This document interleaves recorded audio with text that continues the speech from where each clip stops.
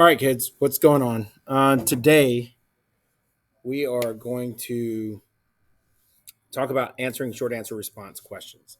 These are questions where the test is going to ask you for a response that you have to write in. So you can't write A, B, C, D. It's not multiple choice, right?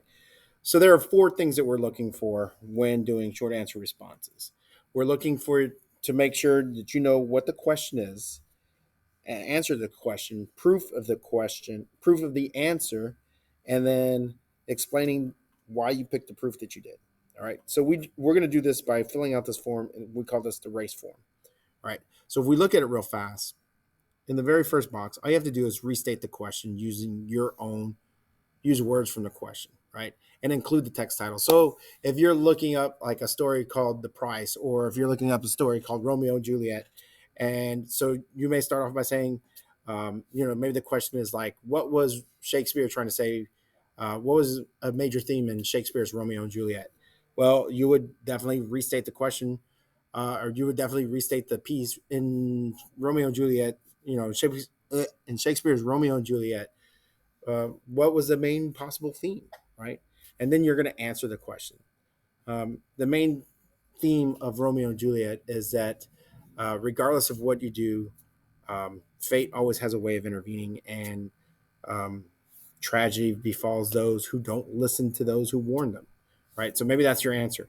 So then, because I now gave you a very complex answer, now I have to actually give you proof of that answer, right?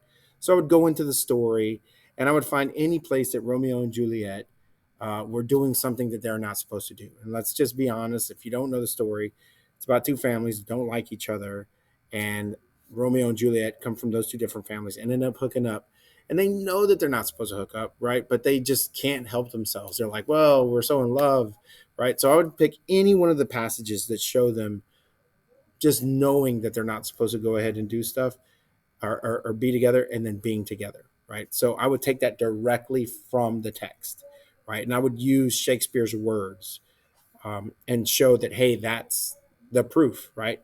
I told you this is about people who get messed up because they don't listen or whatever, and then I'm giving you the proof. I'm taking it actually from the story, right? And then the last thing you have to do is you have to tell me what it says, right? Well, I this shows that even though um, people are told that, hey, you shouldn't do this and that, when they do things that they're not supposed to do, bad things happen to them. And spoiler alert, hello, Romeo and Juliet both die at the end. It's a Shakespearean tragedy. Everybody dies at the end always.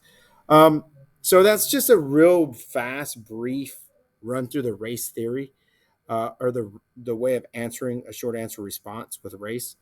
Um, I'm going to pull out some pieces, and then we're going to actually go through it. But what I would like maybe you to do, in the meantime, is pick a song, right? Any song.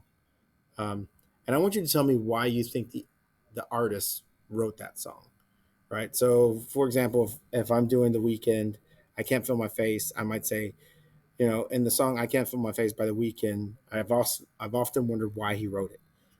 And then I would answer the question, The Weekend wrote the song because it deals with um, addiction or whatever, right? Um, and then I would actually take lyrics from the song and talk about where he's addicted. He says, "I can't feel my face when I'm with you, but I love it." We know that not feeling your face is a bad thing, but he loves it, right? So addiction is kind of like that bad thing that sometimes people just have to have, right? And then this shows that sometimes addiction, even though we don't want to have addiction, it can be something that controls us, and we can't stop from doing it. So just today, I want you to go ahead and go through that, this little box. I want you to pick a song, any song you want. It can have bad words in it, it's fine. But you have to know who the artist is, and you have to know the name of the song, right? And then you have to the question is, why did the artist write that song? Why did the artist write that song? So you're going to restate the question, you're going to answer the question, you're going to give me some lyrics that prove that, and then you're going to explain why you picked those lyrics. All right? Easy, simple. All right. Hope everybody's good. Be good. Talk to you soon. Go Astros.